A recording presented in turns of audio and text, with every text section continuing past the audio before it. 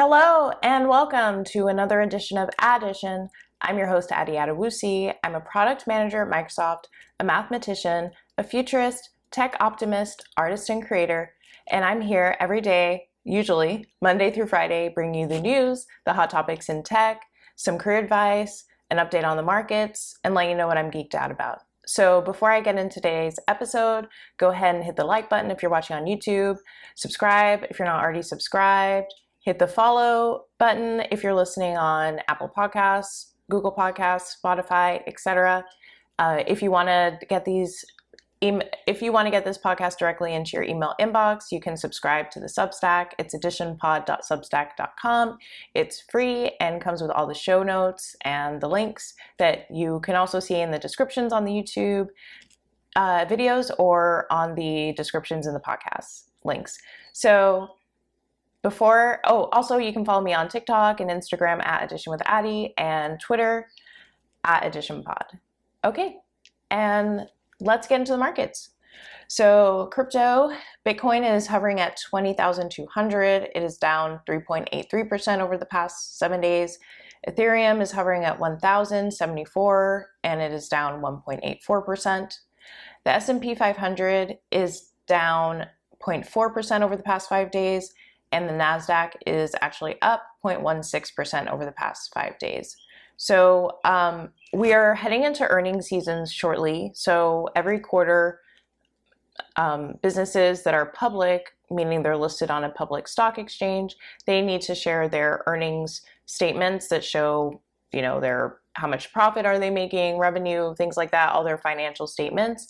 So we're really not going to know what's going on with the markets until we get those earnings. And fortunately, they're coming up. So we're in which quarter are we in right now? So the last quarter ended in March. The next quarter, April, May, June. So the end of this month is the end of the second quarter of the calendar year. So we should start getting earnings starting next month. So markets don't like uncertainty. And once we get earnings, we'll see some certainty. Like how much is inflation actually impacting businesses? How much is hiring and wage growth, all those things? What is that impact? Are we seeing increasing demand? Are we seeing less demand? The best part about getting earnings reports at a time when the market is uncertain is that analysts may be overly bearish or underestimating the business. And if they exceed their expectations, the stocks will shoot up temporarily. And if things are worse than analysts actually think, then stocks will drop dramatically. So at least we will see a movement in one direction or another. Are we in a true bear market recession, or is this just a temporary blip and we're about to do a V-shaped recovery like we saw during COVID? Considering that interest rates are rising, it's highly unlikely that we're going to get the type of V-shaped recovery that we got in 2020. But anything is possible with the market. So just be careful as you're listening to people talk about expectations for the next year, or, if they're feeling bullish or bearish on the markets. Just know that that is equivalent to listening to, a psychic or a fortune teller. Literally no one knows what's actually going to happen. So you need to do what's right for you. I will link again in the show notes, investing best practices, as well as a link to how to find a fiduciary financial advisor if you are thinking, it's better I leave this up to the professionals. Okay, so hot topics in tech. So I have a lot of Amazon articles to discuss. So let's start with their warehouse labor issues, and then we can end with what's going on in diversity in tech. Okay, so the first article is from Vox. So Amazon's workforce turnover is so high that it could run out of people to hire by 2024. That's the headline. Article's linked in the show notes. So I quote from the article, Amazon is facing a looming crisis. It could run out of people to hire in its US warehouses by 2024, according to a leaked Amazon internal research from mid-2021 that Recode reviewed. If that happens, the online retailer service quality and growth plans could be at risk, and its e-commerce dominance along with it. Raising wages and increasing warehouse automation are two of the 6 levers, in quotes, Amazon could pull to delay this labor crisis by a few years. But only a series of sweeping changes to how the company does business and manages its employees will significantly alter the timeline, Amazon predicted. Quote, if we continue business as usual, Amazon will be depleting the available labor supply in the US network by 2024, end quote, the research, which hasn't been previously reported, says. The leaked internal findings also serve as a cautionary tale for other employers who seek to emulate the Amazon way of management, which emphasizes worker productivity over just about everything else and churns through the equivalent of its entire frontline workforce year after year, end quote. So my take on what's going on here is Amazon has been prioritizing efficiency and productivity over everything, understanding that a lot of their employees will leave the company or churn, as they call in the article, but they have an expectation that they had an expectation that they would always be able to replace their warehouse workers with more. At this point, they have gone through so many employees that they are worried that they're going to run out of people to hire in 2024, which means, and I saw in the article that Amazon requires about 1 million staff. Yes, so I quote for the article in terms of their needs. So the research provides a rare glimpse into the staffing challenges that Amazon is now facing behind its slick veil of one-click online shopping and same-day Prime delivery.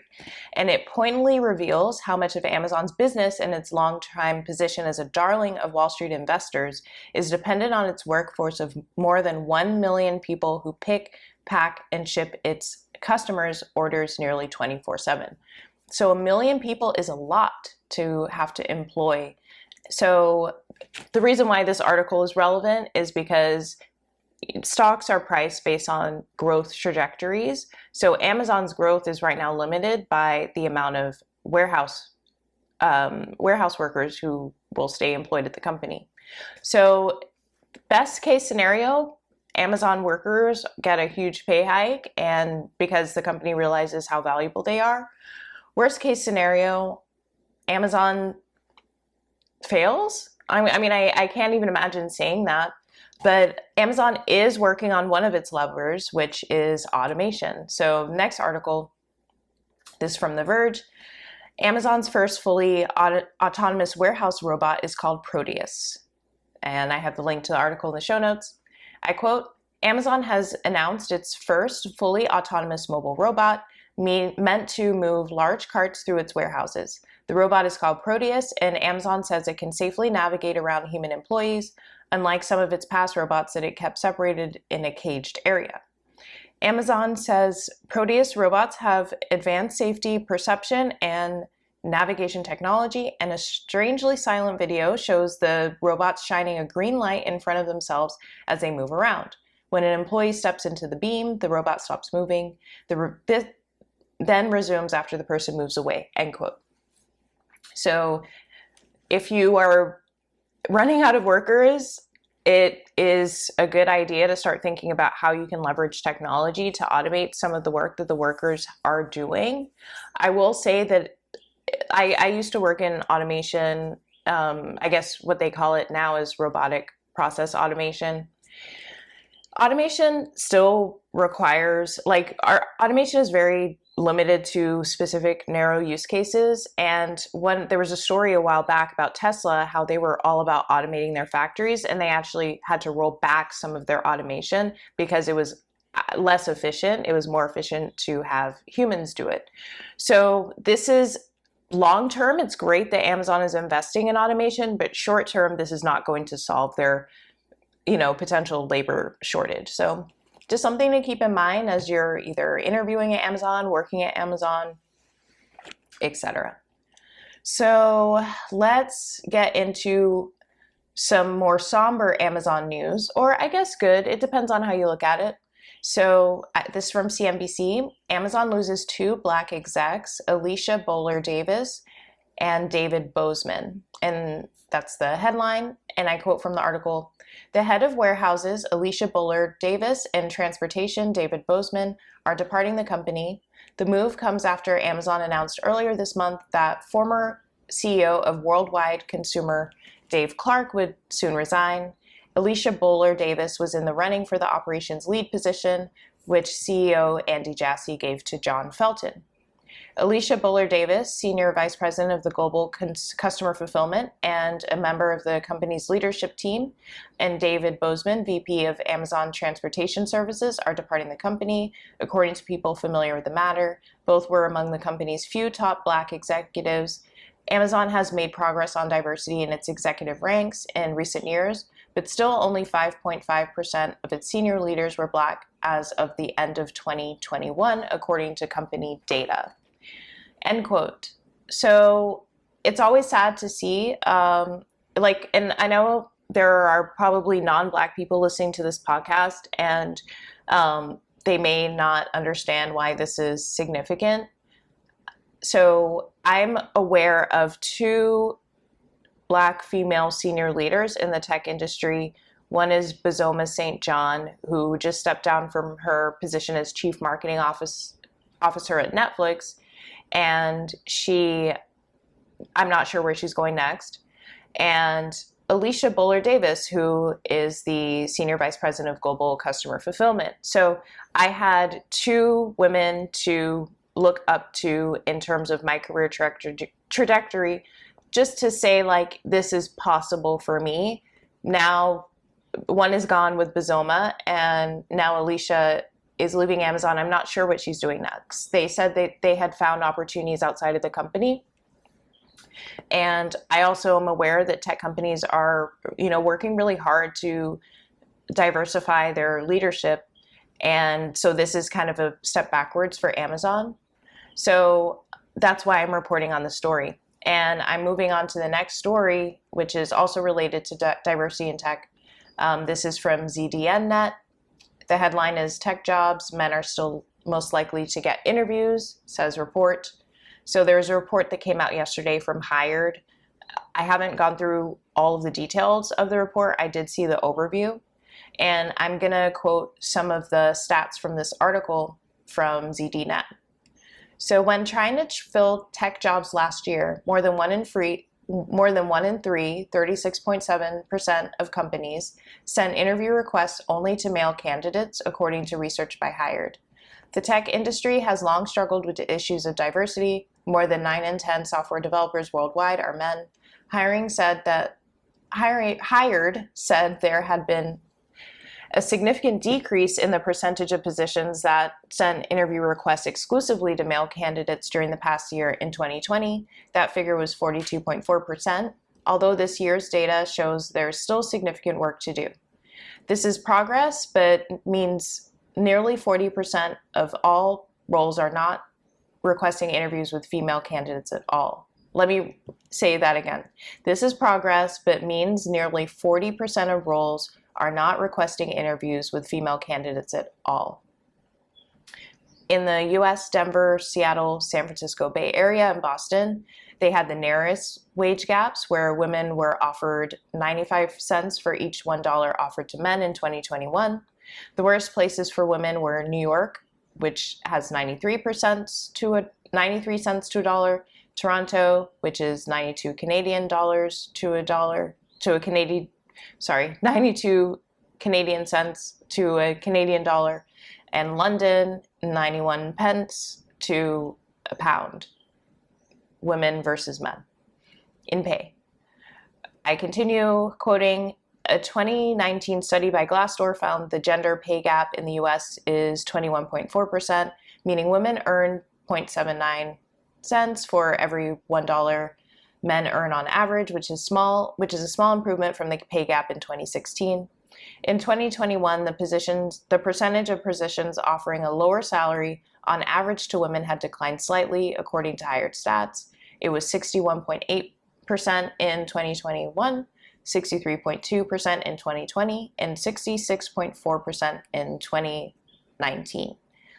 The gender wage gap for DevOps roles in the US, UK, and Canada was 5%, meaning women are offered 5% lower salaries than men for the same roles. Interview requests sent only to white job seekers declined from 23.2% in 2020 to 14.8% in 2021, while interview requests to only white and Asian job seekers decreased from 61.4% in 2020 to 49.0% in 2021, end quote.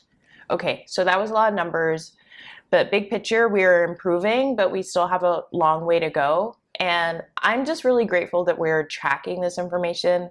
And I'm glad that companies, for example, like Microsoft, are publicly sharing their diversity stats, because I'm sure if you're someone who's not a minority and you're listening to this, it may feel like people are trying to steal jobs from your people. But if it was reversed and you had only 5.5% of leaders looked like you or came from the same background as you, maybe you would feel like, is there some sort of systemic discrimination going on? What's going on here?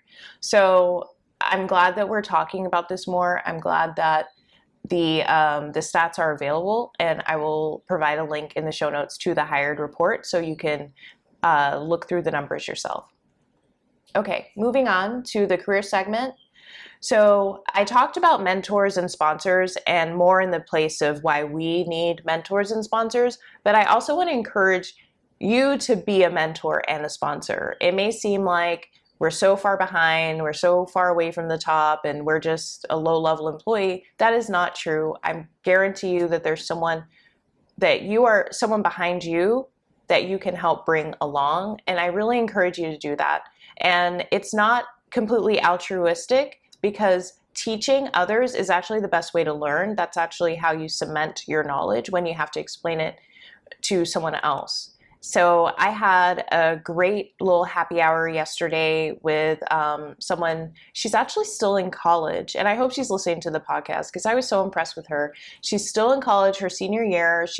Has a full-time position at Microsoft, which I'm like, that is so impressive. And she reached out to me and started a conversation, and I really appreciated that. And I invited her to a happy hour just so we could chat a little bit more. And it was just such a great conversation. I love helping others, obviously, or I wouldn't be doing this podcast, right? So just think about who you can help. And every time someone helps you, think about someone who you can turn around and help as well. So what am I geeked out about this week?